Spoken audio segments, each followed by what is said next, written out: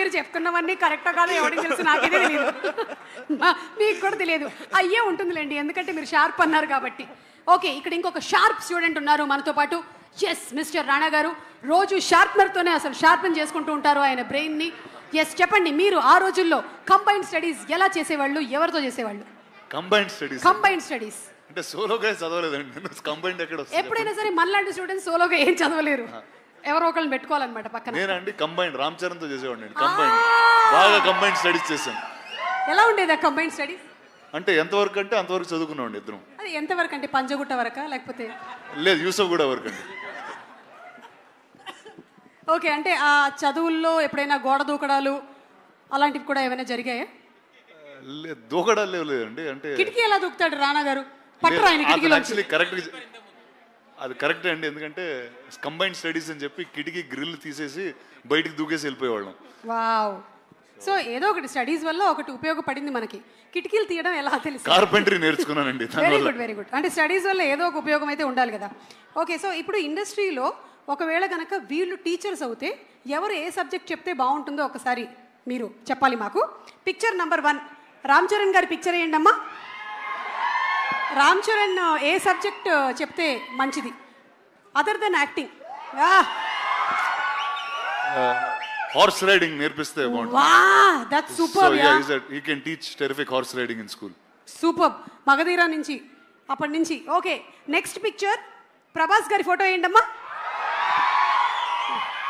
ఈయన ఏ సబ్జెక్ట్ చెప్తే బాగుంటుంది? అందరితో హ్యాపీగా ఎలా ఉండాలని ఒక I think more behavioural and cultural class చెప్తే బాగుంటుందండి. Actually I think we have a happiness ministry, అది ఇచ్చేస్తే బెస్ట్ అండి, హ్యాపీనెస్ మినిస్ట్రీ. కరెక్ట్. బా, yes, darling Prabhas. Next picture please. Anushka గారి ఫోటో వేయండి. ఈవిడ ఏం టీచ్ చేస్తే బాగుంటుంది? సేమ్ అండి, యాక్చువల్లీ మంచితనం టీచ్ చేస్తారండి అందరికి. బా, అంటే నాకు ఇప్పుడే రీసెంట్గా నేను యాక్చువల్లీ నేర్చుకున్నా, జపాన్లో కొన్ని స్కూల్స్లో ఫస్ట్ 3rd క్లాస్ వరకు 4th క్లాస్ వరకు వాళ్ళకి ఏ సబ్జెక్ట్స్ ఉండవండి. అంటే కేవలం మనుషులతో ఎలా మాట్లాడాలి, ఇళ్ళు ఎలా శుభ్రంగా పెట్టుకోవాలి, those kind of basic subjects will be taught for life. I think she is the best person to teach that. I think మన అందరికీ ఇక్కడ చాలా అవసరం, అది చాలా అవసరం. మనకి యూకేజీ ఎల్కేజీ నుంచే నౌన్ ప్రొనౌన్స్ రుద్దేస్తున్నారు. ఓకే, లాస్ట్ కాదు, ఇంకొక 2 పిక్చర్స్ ఉన్నాయి. ఆ రాజమౌళి గారు ప్లీజ్ రండి. ఎలాగో మీరు మాకు ఇంకా ఒక 2 years వరకు దొరకరు ప్రీ రిలీజ్లో, కనీసం ఇలా ఫోటోలు అయినా వేసుకొని మేము సంతోషపడతాం. అన్ని సబ్జెక్టులు చెప్పే ఒక టీచర్ ఉంటారు చూడండి, సాయంత్రం ట్యూషన్కి వెళ్తాం, అది ఆయన. సూపర్, అసలు సింప్లీ సూపర్. అన్ని సబ్జెక్ట్స్ కి మనం 300 రూపాయలు కట్టి వెళ్ళిపోతాం, సాయంత్రం ట్యూషన్కి వెళ్తాం చూడండి. Okay, done. Thank you teacher, thank you. And last but not the least are Devara NTR.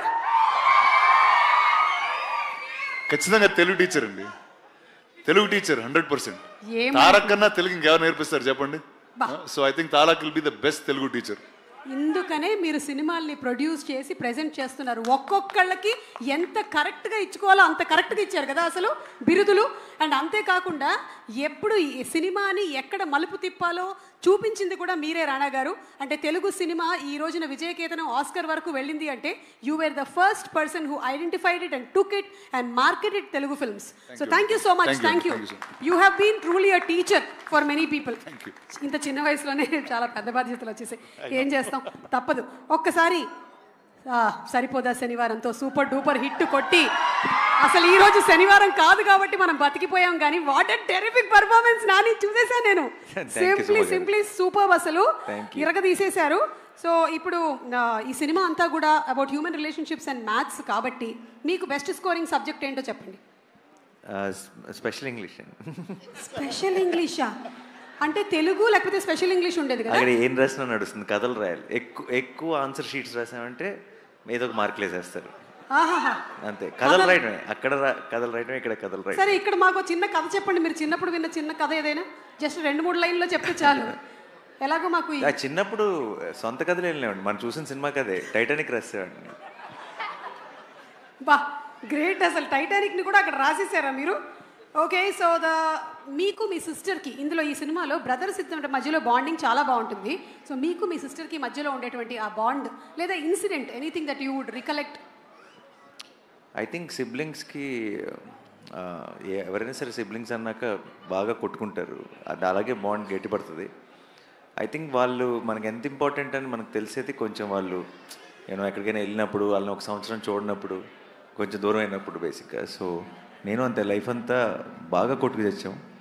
ఆ తర్వాత అది చదువుకోవడానికి యూఎస్ వెళ్ళినప్పుడు సడన్గా ప్రేమలో అసలు సిబ్లింగ్ అంటే ఏంటి, తను మిస్ అవుతున్నానని, సో అవన్నీ స్టార్ట్ అయ్యింది. Super. Last and final question, 35+ఆ 35-ఆ? ఏజ్ కాదు, నా ఏజా? మార్క్సా? ఒక్కసారి కూడా 35 దాటలేదు. అంటే జస్ట్ ఇట్లా అస్సలు పొరపాటు. వీటి పాపం నేను సినిమా చూశాను, వీడు అందరూ అన్ని మాటలు అంటుంటారు కదా, వీడు నాతో కంపేర్ చేస్తే వీడు బ్రిలియంట్. వీడు పొరపాటును కూడా వాడు కనీసం 1 ముందు 0 పెట్టాలా, 1 తర్వాత 0 పెట్టాలా అని డౌట్ ఉంది. నాకు అసలు 1 తర్వాత 2 ఎందుకు రావాలి, 2 ముందు ఎందుకు రాకూడదు అనే డౌట్ ఉండేది. సో ఒక రకంగా చెప్పాలంటే నేను సినిమా చూస్తున్నంతసేపు వీడితో తెగ రిలేట్ అయిపోయి ఇదేదో నా బయోపిక్ తీస్తారన్నట్టు ఫీల్ అయ్యాను. Super super. ఫండమెంటల్స్ని క్వశ్చన్ చేస్తున్నారు చాణక్య గారు, మీరు ఎలా ఫీల్ అవుతున్నారు? అంటే ఈయన క్యారెక్టర్ పేరు చాణక్య. ప్రస్తుతానికి అన్న బయోపిక్ అన్నాడు కాబట్టి నేను చాలా గర్వంగా ఫీల్ అవుతున్నా. ఆయన ఫండమెంటల్స్ని క్వశ్చన్ చేసింది కాబట్టి ఇక్కడ దాకా వచ్చిండు. ఆయన బయోపిక్లో పెద్ద విలన్ మీరే, అర్థమవుతుందా? సినిమా చూసిన తర్వాత అర్థమవుతుంది అందరికీ. విలన్లు ఉంటేనే కదా హీరోలు అవుతారు. బాగా కొట్టేశారబ్బా మార్కులు. ఈ ఒక్క దెబ్బతో నేను స్టేజ్ మీదకి వెళ్ళిపోతున్నాను. డైరెక్టర్ గారిని తీసుకొని